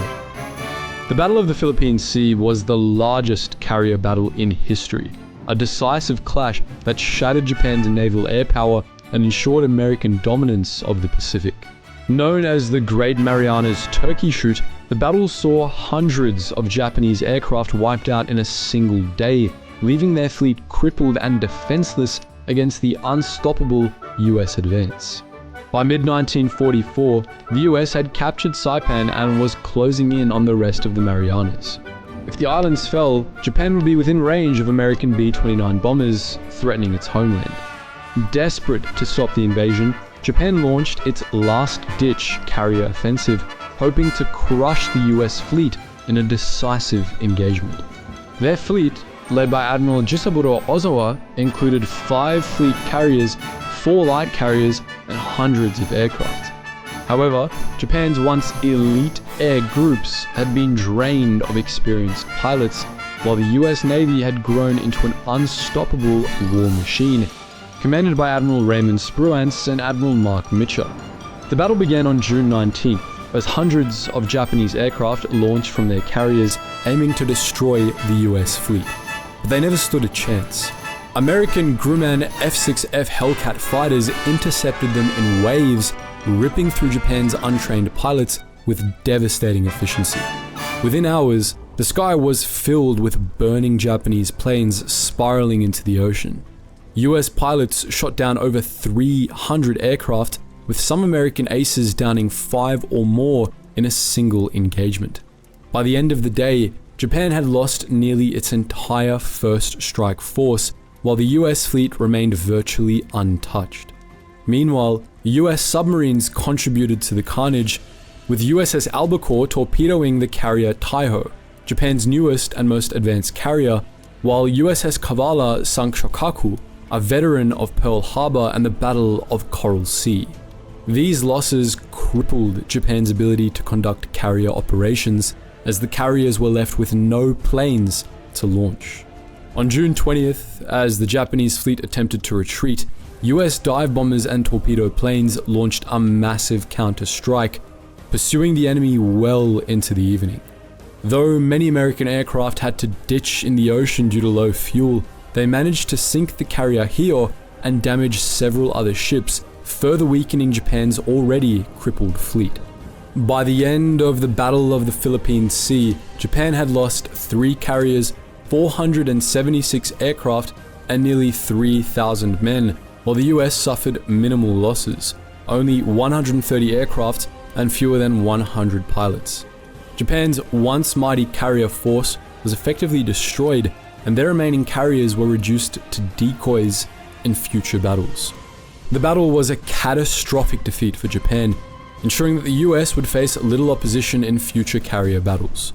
More importantly, it allowed the Marianas campaign to continue unchecked, leading to the capture of Guam, Tinian, and Saipan, which put B-29 bombers in range of Tokyo.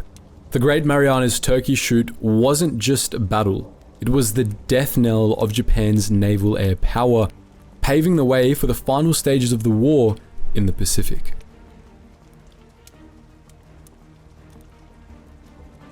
Battle of Guam, Allied victory, 21st of July 1944 to 10th of August 1944.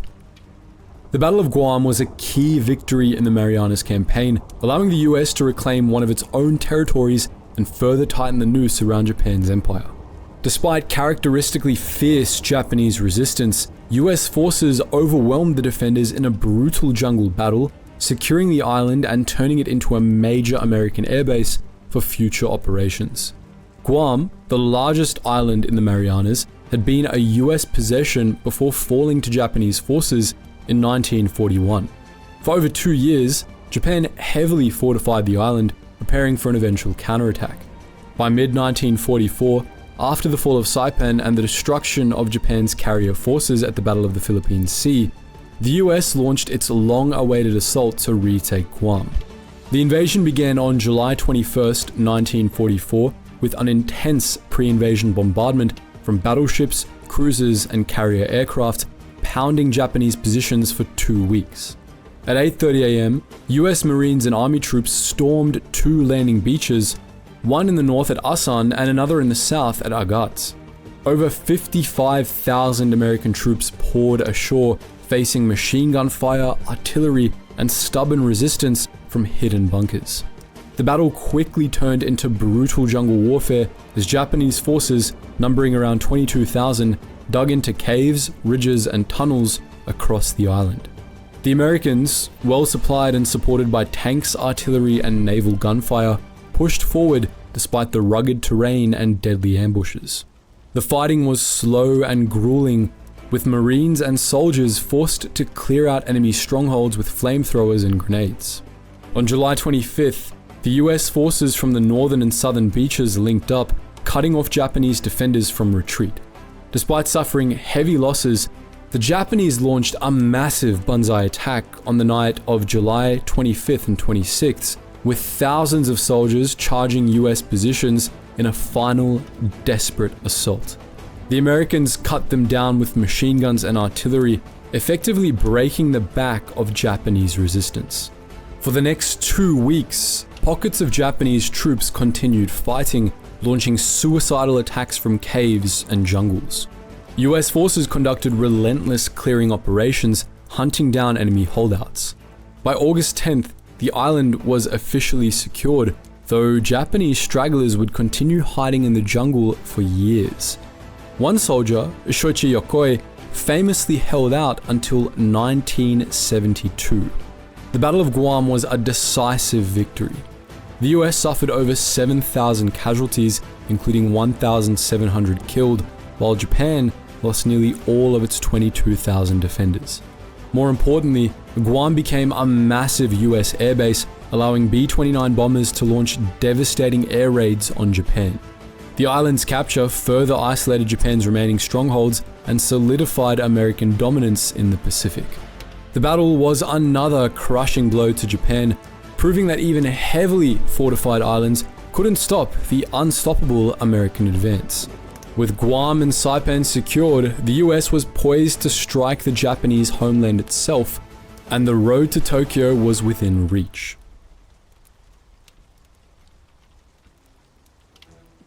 Battle of Tinian, Allied victory, 24th of July 1944 to 1st of August 1944.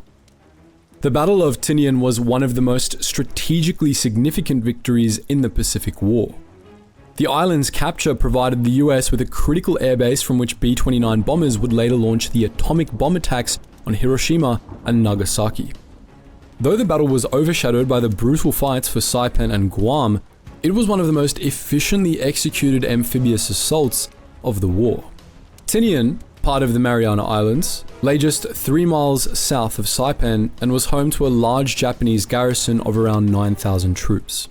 After the fall of Saipan, US forces set their sights on Tinian, knowing it would serve as a vital forward base for the coming push toward Japan. The Japanese defenders, aware of their fate, fortified the island with trenches, bunkers, and hidden artillery positions, ready for a fight to the death. The invasion began on July 24th, 1944, with a massive pre-invasion bombardment from US battleships, cruisers, and carrier aircraft, pounding enemy positions across the island. However, unlike previous landings where US forces stormed heavily defended beaches, the Marines used deception to their advantage.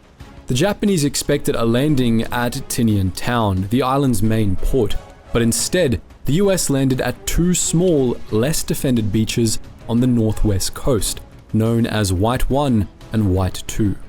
Using amphibious tractors and newly developed assault tactics, over 15,000 Marines from the 2nd and 4th Marine Divisions stormed ashore, facing machine gun fire, mines, and hidden artillery.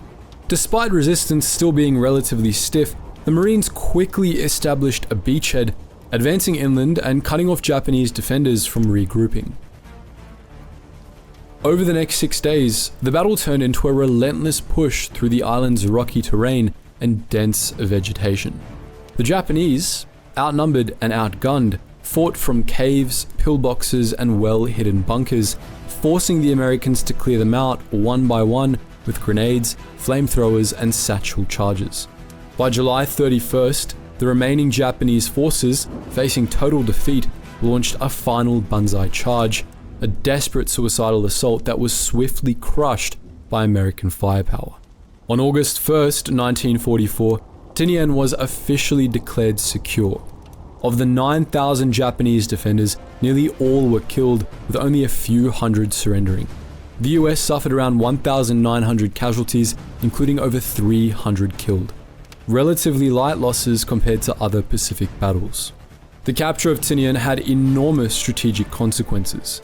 Within weeks, US engineers transformed the island into the largest airbase in the Pacific, constructing 6 runways capable of launching hundreds of B-29 bombers. From Tinian, the US began devastating firebombing raids on Japan, culminating in August 1945 when the Enola Gay took off from Tinian to drop the atomic bomb on Hiroshima. The Battle of Tinian wasn't just another island victory. It was a critical stepping stone to Japan's final defeat.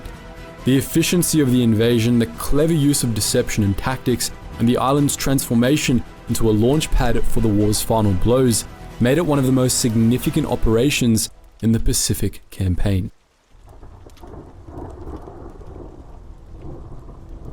Battle of Peleliu, Allied victory, 15th of September 1944 to 27th of November 1944. The Battle of Peleliu was one of the most brutal and controversial battles of the Pacific War. Originally expected to only last a few days, it dragged on for over 2 months, with some of the fiercest and most grueling combat of the entire war. The island's strategic importance was later questioned, but for the Marines and soldiers who fought there, Peleliu became a nightmare of heat, blood, and unrelenting Japanese resistance. By late 1944, the US was advancing rapidly across the Pacific. The target was now Peleliu, a small but heavily fortified island in the Palau Islands, home to a Japanese airfield that could threaten future operations in the Philippines. The invasion force, consisting of the 1st Marine Division and later the US Army's 81st Infantry Division, faced an estimated 11,000 Japanese defenders who were dug into caves, tunnels, and bunkers, prepared for a prolonged fight to the death. The battle began on September 15th, 1944, with a massive naval and aerial bombardment, but unlike previous invasions, the shelling had little effect on the deeply entrenched Japanese positions. As the Marines stormed ashore, they were immediately hit by withering machine gun fire, mortars, and artillery, suffering heavy casualties within the first hours. The landing beaches, covered in jagged coral, offered no cover, forcing the Marines to fight their way inland under constant fire. Unlike earlier battles, where Japan had relied on banzai charges, the defenders at Peleliu used a new defensive strategy, fighting from caves, pillboxes, and underground tunnels, only emerging to launch ambushes before vanishing again. This well-planned resistance turned the battle into a slow, grinding war of attrition. The Marines had to clear out each bunker, cave, and ridge one by one, using grenades, flamethrowers, and satchel charges in some of the most grueling close-quarters combat of the war.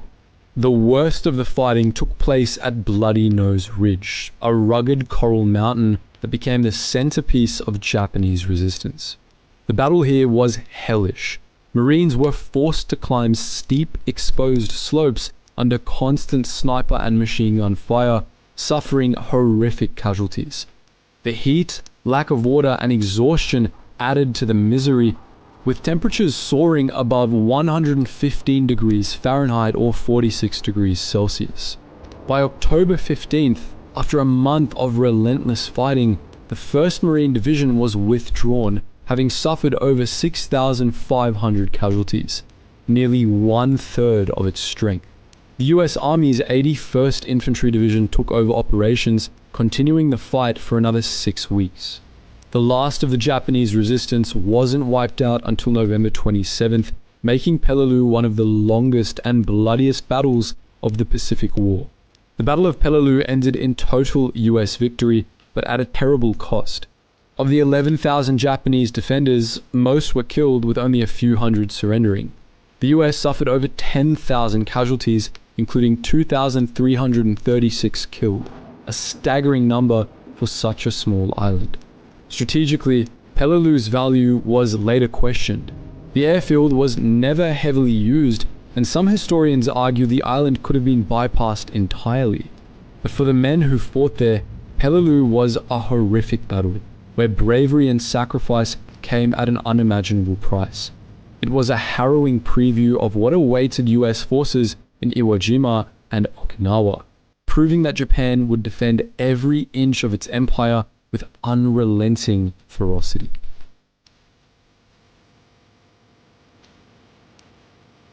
Battle of Leyte Gulf, Allied victory, 23rd of October 1944 to 26th of October 1944. The Battle of Leyte Gulf was the largest naval battle in history, a colossal 4-day engagement that saw the destruction of Japan's remaining naval power. It was a desperate, last-ditch effort by the Imperial Japanese Navy to stop the US invasion of the Philippines, but instead it ended in total disaster, leaving Japan's fleet shattered and paving the way for the final push toward Tokyo. By late 1944, the US had reached the Philippines, fulfilling General Douglas MacArthur's promise to return. The invasion of Leyte Island on October 20th threatened to cut Japan off from its vital resources in Southeast Asia, forcing the Imperial Navy into action. Japan devised Operation Shogo, a bold but doomed plan to lure the US Third Fleet away from Leyte while other Japanese forces ambushed the American landing forces. However, Japan's fleet was already a shadow of its former self, heavily outnumbered and outgunned by the superior US Navy. The battle unfolded in 4 major engagements across hundreds of miles of ocean, as the Japanese fleet, divided into several forces, attempted to converge on Leyte. The first clash came when Admiral William Bull Halsey's carrier aircraft pounded the Japanese center force, led by Admiral Takeo Kurita. The super battleship Musashi, one of the largest warships ever built, was sunk after taking 19 torpedoes and 17 bombs. Kurita's force retreated temporarily, but the Japanese plan was still in motion. That night, Admiral Shoji Nishimura's southern force attempted to move through the Surigao Strait, only to be ambushed by a superior US battleship force under Admiral Jesse Oldendorf. In a brutal nighttime engagement, American battleships, including some survivors of Pearl Harbor, crossed the T, a classic naval maneuver, and annihilated the Japanese force. Nishimura and most of his ships were obliterated, marking the last battleship versus battleship engagement in history. Meanwhile, the Japanese Northern Force, commanded by Admiral Jisaburo Ozawa, served as a decoy, using its 4 aircraft carriers to lure Halsey's Third Fleet away from Leyte. Halsey, believing these were Japan's main carriers, took the bait, leaving the US landing forces vulnerable. However, Ozawa's fleet was essentially defenseless, as Japan had very few trained pilots left. US aircraft quickly sank all 4 carriers, including Zoikaku, the last surviving carrier from the attack on Pearl Harbor. With Halsey chasing the decoy fleet, Admiral Kurita's center force, still intact, unexpectedly reappeared off Samar, where it stumbled upon a small, lightly armed US task force known as Taffy 3. Despite being hopelessly outgunned, the American escort carriers, destroyers, and destroyer escorts fought with incredible tenacity, using torpedoes, smoke screens, and even direct gunfire to delay the powerful Japanese battleships. In one of the greatest upsets in naval history, the tiny American fleet inflicted enough damage and confusion that Kurita withdrew, sparing the US landing forces. By October 26, the Leyte Gulf belonged to the Americans. Japan had lost 4 carriers, 3 battleships, 10 cruisers, and 11 destroyers, a total of over 300,000 tons of warships, effectively crippling its navy forever. Even worse, Japan's best pilots and sailors were gone, and from this point forward, their fleet could no longer challenge US naval dominance. The battle also marked the first large-scale use of kamikaze attacks, as Japanese pilots, out of desperation, deliberately crashed into US ships. Though terrifying and deadly, kamikazes failed to change the outcome. The battle was a disaster for Japan, and the road to Tokyo was now wide open. The Battle of Leyte Gulf wasn't just the largest naval battle in history, it was the death blow to Japan's navy, ensuring that the US would dominate the Pacific for the remainder of the war. From this moment on, Japan would fight a defensive, losing battle, while the US continued its relentless march toward victory.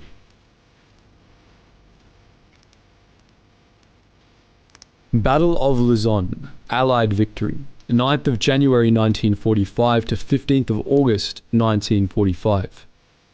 The Battle of Luzon was the largest campaign in the liberation of the Philippines, where American and Filipino forces crushed the last major Japanese army in the Pacific. It was a battle of massive scale, featuring land, air, and sea operations, culminating in the recapture of Manila and the complete destruction of Japanese forces on the island. Though victory was certain, the battle became a brutal and drawn-out fight, with fierce Japanese resistance, urban warfare, and one of the worst massacres of the war. Luzon, the largest and most important island in the Philippines, was the last major Japanese stronghold in the archipelago. Holding it was General Tomoyuki Yamashita, the infamous Tiger of Malaya, with an army of nearly 275,000 men. Knowing he couldn't defeat the American-led invasion, Yamashita chose a defensive strategy, withdrawing his forces into mountain strongholds and urban centers, planning to make the US pay dearly for every inch of ground. The US invasion began on January 9th, 1945, with the 6th Army landing at Lingayen Gulf on Luzon's western coast. This was the same beach where Japan had landed in 1941, and now the Americans were taking it back. Backed by massive naval bombardment and air superiority, over 175,000 troops stormed ashore in the first wave, meeting sporadic Japanese resistance. Unlike previous battles, the Japanese didn't defend the beaches heavily, instead withdrawing into the interior to fight a war of attrition. As US forces pushed south toward Manila, the Japanese fought desperately from caves, tunnels, and fortified positions. The 1st Cavalry Division and 11th Airborne Division advanced from the north and south, while Filipino guerrillas launched ambushes and sabotage missions. Yamashita ordered his main force into the mountains, preparing for a prolonged siege, but a fanatical Japanese garrison of 16,000 men stayed behind in Manila, turning the Philippine capital into a battlefield. The Battle of Manila became one of the deadliest urban battles of World War II. US and Filipino forces fought street by street, using artillery, tanks, and flamethrowers to clear Japanese defenders out of buildings, tunnels, and barricades. The Japanese, refusing to surrender, massacred over 100,000 civilians in what became known as the Manila Massacre, one of Japan's worst war crimes. After a month of brutal house-to-house fighting, the city was finally liberated, but it was left in ruins. Even after Manila fell, the Battle of Luzon continued for months. Yamashita's remaining forces retreated into the mountains, forcing US and Filipino troops to root them out in a grueling jungle campaign. Fighting in the Cordillera Mountains in the Sierra Madre Range lasted until August 15, 1945, the day Japan surrendered. By the end of the battle, over 230,000 Japanese soldiers were dead, and Luzon was finally back in Allied hands. The Battle of Luzon was a decisive victory, but it came at a terrible cost. Over 217,000 Filipinos were killed, most of them civilians. The US suffered 38,000 casualties, including over 8,000 killed. The battle also shattered Japan's last major army in the Pacific, leaving their homeland defenses exposed and vulnerable. With Luzon liberated, the Philippines were back under Allied control, and the path to Japan was now clear. The battle was one of the largest and bloodiest of the Pacific War, proving that Japan would fight to the last man, even as their empire crumbled around them.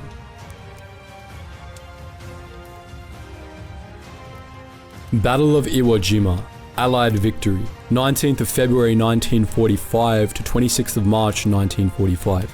The Battle of Iwo Jima was one of the bloodiest and most iconic battles of World War II, where US Marines fought through hellish conditions to seize an island critical for the bombing of Japan. It was a battle defined by unimaginable sacrifice, fanatical Japanese resistance, and one of the most famous images of the war, the raising of the American flag atop Mount Suribachi. By early 1945, the US had advanced deep into the Pacific, and the Japanese home islands were within reach. Iwo Jima, a small volcanic island 750 miles from Tokyo, was heavily fortified and housed 3 airfields that Japan used to intercept US bombers. The Americans needed Iwo Jima as a staging ground for B-29 bombers, both for fighter escorts and as an emergency landing site for damaged aircraft returning from bombing missions. The Japanese, commanded by General Tadamichi Kuribayashi, knew they couldn't win, but they could make the Americans bleed for every inch of the island. Instead of wasting troops on banzai charges, Kuribayashi turned Iwo Jima into a fortress, with a vast underground tunnel system, reinforced bunkers, and artillery hidden in caves. The plan was simple: kill as many Americans as possible and delay the inevitable invasion of Japan. At 9 AM on February 19, 1945, after a massive 3-day naval bombardment, over 30,000 US Marines from the 4th and 5th Marine Divisions stormed the beaches. Immediately, they ran into a nightmare. The beaches were narrow, with deep volcanic ash making it almost impossible to dig foxholes or move vehicles. At first, there was little resistance, but this was a trap. Once the Marines were packed on the shore, Japanese artillery, mortars, and machine guns opened fire from hidden bunkers, turning the beaches into a slaughterhouse. Despite the heavy casualties, Marines pushed inland using flamethrowers, grenades, and tanks to clear pillboxes and tunnels. The fighting was slow and brutal, with each bunker needing to be destroyed one by one. One of the most famous moments in American military history happened on February 23rd when Marines reached the summit of Mount Suribachi, the highest point on the island. After intense fighting, they raised a small American flag, signaling the first major victory. Later that day, another group of Marines raised a larger flag captured in Joe Rosenthal's iconic photograph, an image that would become a symbol of American resilience and sacrifice. But the battle was far from over. The deadliest fighting took place in the northern part of the island, where Kuribayashi's forces fought to the last man in a vast network of tunnels and caves. In areas like the Meat Grinder, Hill 382, and the Amphitheater, Marines faced constant ambushes, snipers, and underground attacks. Japanese soldiers hid in caves during the day and launched surprise assaults at night, forcing grueling close-quarters combat. On March 25th, with only a few hundred Japanese soldiers left, Kuribayashi ordered one final massive banzai charge. The Marines annihilated the attackers, officially securing the island on March 26, 1945. Kuribayashi's body was never found. He's believed to have died fighting alongside his men. The Battle of Iwo Jima was one of the costliest battles in US Marine Corps history. The Marines suffered over 26,000 casualties, including 6,821 killed. Nearly all of the 21,000 Japanese defenders were killed, with only 216 taken prisoner. The island was now in American hands, but at a horrific cost. Though controversial in hindsight, Iwo Jima proved invaluable. Over 2,400 B-29 bombers used the island for emergency landings, saving thousands of American airmen. The battle also sent a clear message to both sides. If an island this small took over a month to capture, an invasion of the Japanese mainland would be catastrophic. The Battle of Iwo Jima was more than just a fight for a strategic island. It became a symbol of American determination, sacrifice, and the brutal reality of war in the Pacific. The flag raising on Suribachi remains an enduring image of heroism, but behind it lay the stories of thousands who fought and died in one of the toughest battles of World War II.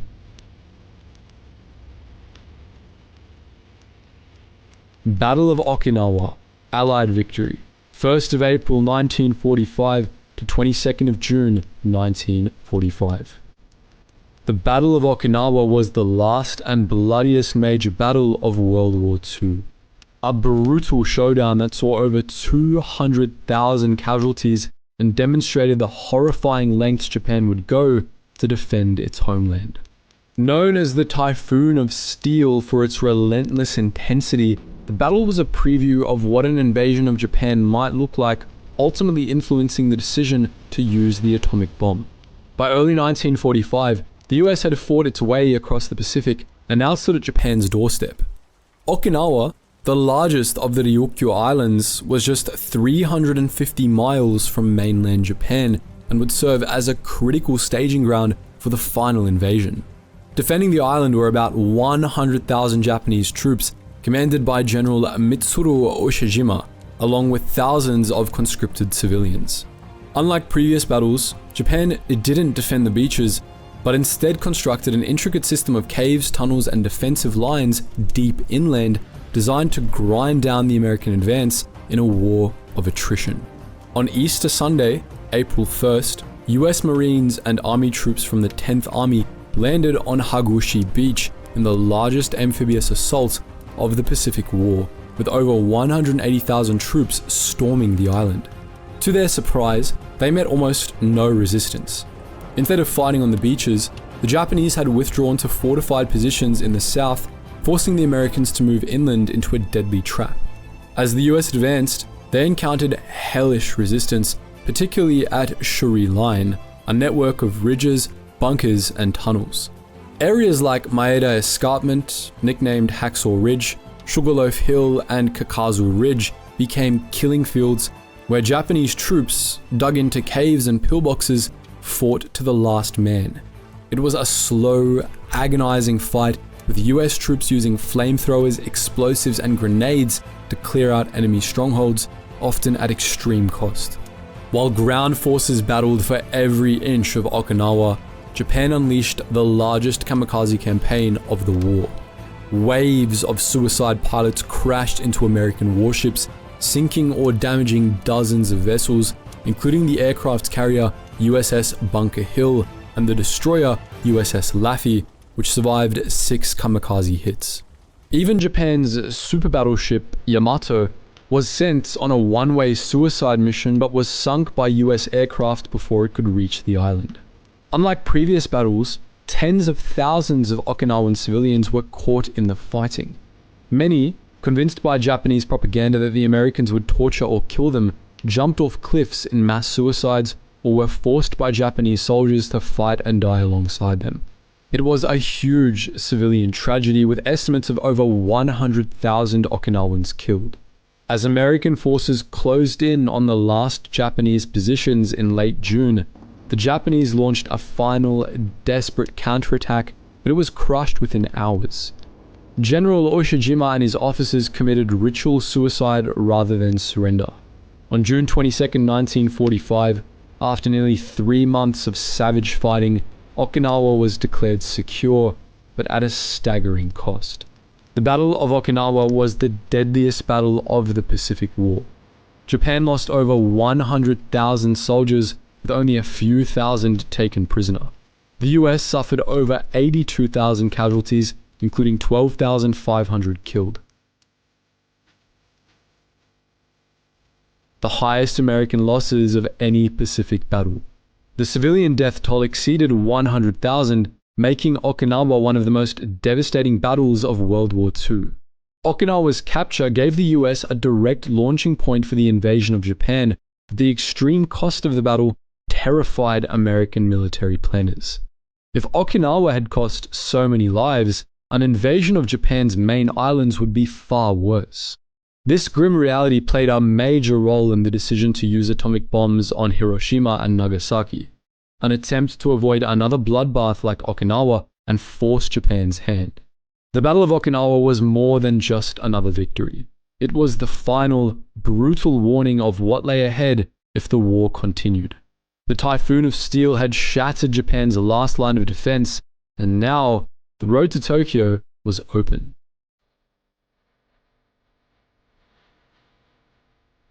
The surrender of Japan, 15th of August 1945.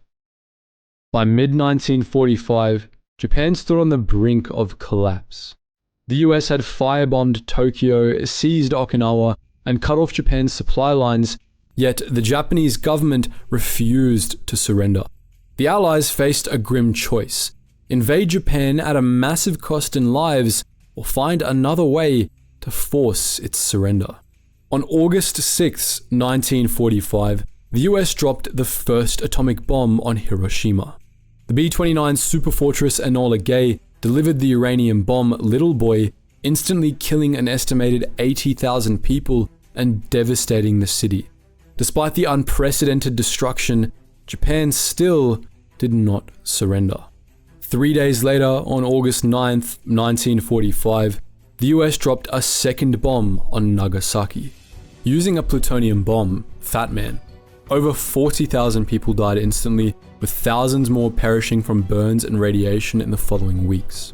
That same day, the Soviet Union declared war on Japan, launching a massive invasion into Manchuria, further shocking Japan's leadership. With two cities obliterated and the Soviets advancing, Emperor Hirohito intervened, breaking the deadlock in government. He decided to surrender, fearing that continued resistance would lead to the total destruction of Japan. On August 15, 1945, Emperor Hirohito announced Japan's surrender in a radio broadcast, the first time the Japanese people had ever heard his voice. In his speech, he stated Japan must endure the unendurable, signaling that the war was over. This day became known as Victory over Japan Day. Despite the emperor's order, some die-hard military officers attempted a coup to prevent the surrender, but they failed. Across the Pacific, Japanese troops began laying down their arms, though scattered resistance continued in isolated areas. On September 2, 1945, Japan formally signed the surrender documents aboard the USS Missouri in Tokyo Bay, with General Douglas MacArthur overseeing the ceremony. Japan was now under Allied occupation, with the US taking control of its government, disbanding its military, and rebuilding the nation into a democracy.